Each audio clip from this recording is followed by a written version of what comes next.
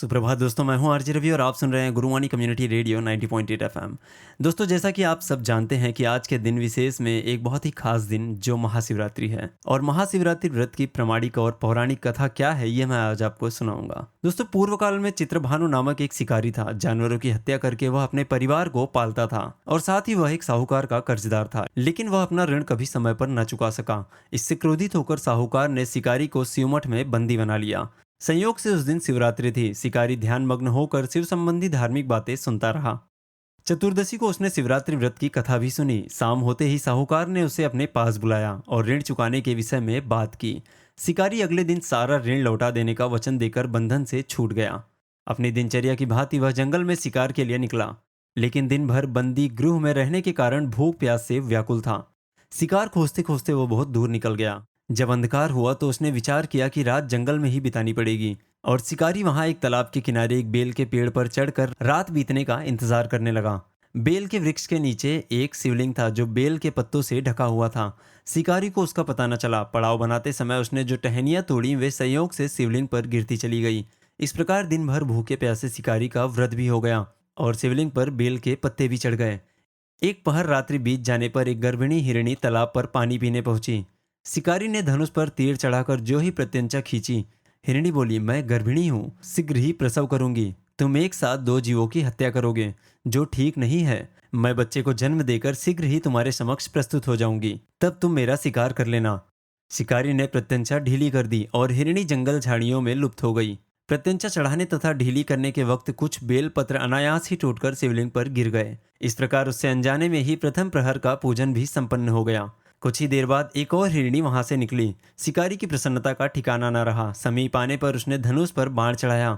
तब उसे देख हिरणी ने विनम्रता पूर्वक निवेदन किया, हे शिकारी, मैं थोड़ी देर पहले ऋतु से निवृत्त हुई हूँ। कामातुर विरहिणी हूँ, अपने प्रिय की खोज में भटक रही हूँ। मैं अपने पति से मिलकर शीघ्र ही तुम्हारे पास आ जाऊंगी।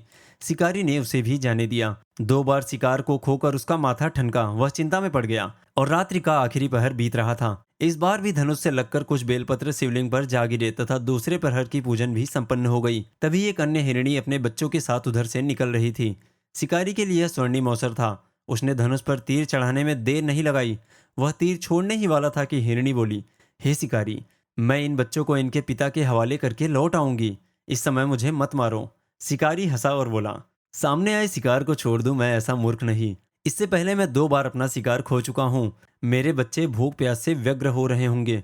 उत्तर में हिरणी ने कहा, जैसे तुम्हें अपने बच्चों की ममता सता रही है, ठीक वैसे मुझे भी।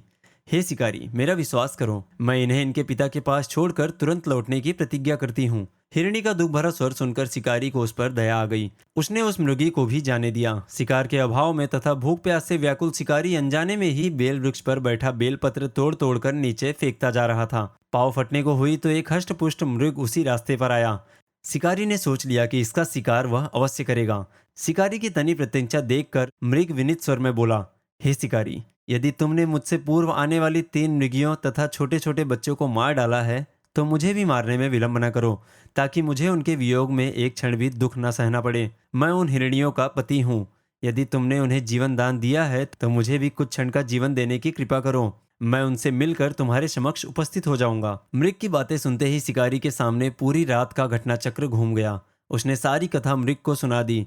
तब मृग ने कहा, मेरी तीनों पत्नियां जिस प्रकार प्रतिज्ञाबद्ध होकर गई हैं, मेरी मृत्यु से अपने धर्म का पालन नहीं कर पाएंगी। अतः जैसे तुमने उन्हें विश्वास पात्र मानकर छोड़ा है, वैसे ही मुझे भी जाने दो। मैं उन सबके साथ तुम्हारे सामने शीघ्र ही उपस्थित होता हूँ।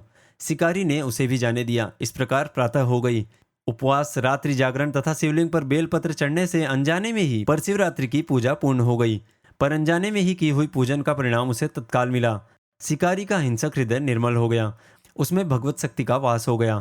थोड़ी ही देर बाद वह मृग सपरिवार शिकारी के समक्ष उपस्थित हो गया ताकि वह उनका शिकार कर सके। किंतु जंगली पशुओं की ऐसी सत्यता, सात्विकता एवं सामूहिक प्रेम भावना देखकर शिकारी को बड़ी ग्लानि हुई। उसने मृग परिवार को जीवन दान दे दिया। अनजाने में शिवरात्रि के व्रत का पालन करने पर भी शिकारी को मोक्ष की प्राप्ति हुई। जब मृत्यु काल में यमदूत उसके जीव को ले जाने आए तो शिवगणों ने उन्हें वापस भेज दिया तथा शिकारी को शिवलोक ले गए।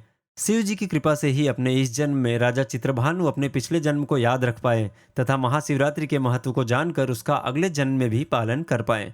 दोस्तों, शिव कथा का यह संदेश है कि शिकारी की कथा अनुसार महादेव तो अनजाने में किए गए व्रत का भी फल दे देते हैं, पर वास्तव में महादेव शिकारी की दया भाव से प्रसन्न हुए। अपने परिवार के कष्ट का ध्यान होते हुए भी शिकारी ने मृग परिवार को जानने दिया। यह करुणा ही वस्तुतः उस शिकारी को उन पंडित एवं पुजारियों से उत्कृष्ट बना देती है जो सिर्फ रात्रि जागरण, उपवास एवं दूध, दही, बेलपत्र आदि द्वारा शिव को प्रसन्न कर लेना चाहते हैं। इस कथा में सबसे महत्वपूर्ण बात यह है कि इस कथा में अनजाने में हुए पूजन पर विशेष बल दिया गया है। इसका अर्थ यह नहीं कि शिव किसी भी प्रकार के किए गए पूजन को स्वीकार कर लेते हैं अथवा भोलेनाथ जाने या अनजाने में हुए पूजन में भेद नहीं कर सकते हैं। वास्तव में वह शिकारी शिव पूजन नहीं कर रहा था। इसका अर्थ यह भी हुआ कि वह किसी तरह की किसी फल की कामना भी नहीं कर रहा था। उसने मृग परिवार को समय एवं जीवन दान दिया, जो कि शिव पूजन के समान है। शिव का अर्थ ही कल्याण होता है। उन निरीह प्राणियों का कल्याण करने के कारण ही वह शिव तत्व को जान पाया तथा उसका शिव से साक्षात्कार हुआ। और दोस्तों, परोपकार करने के लिए महाशिवरात्रि का दिवस होना भी आवश्यक नहीं है। पुराण में 4 प्रकार के शिवरात्रि पूजन का वर्णन है: मासिक शिवरात्रि, प्रथम आदि शिवरात्रि तथा महाशिवरात्रि। पुराण वर्णित अंतिम शिवरात्रि है नित्य शिवरात्रि। वस्तुतः प्रत्येक रात्रि ही शिवरात्रि है। अगर हम उन परम कल्याणकारी आशुतोष भगवान में स्वयं को लीन कर दें तथा कल्याण मार्ग का अनुसरण करें तो वही शिवरात्रि का सच्चा व्रत है। तो दोस्तों, प्रेम से बोलिए हर हर महादेव। गुरुवाणी कम्युनिटी रेडियो 90.8 FM की ओर से आप सभी को महाशिवरात्रि की हार्दिक शुभकामनाएं।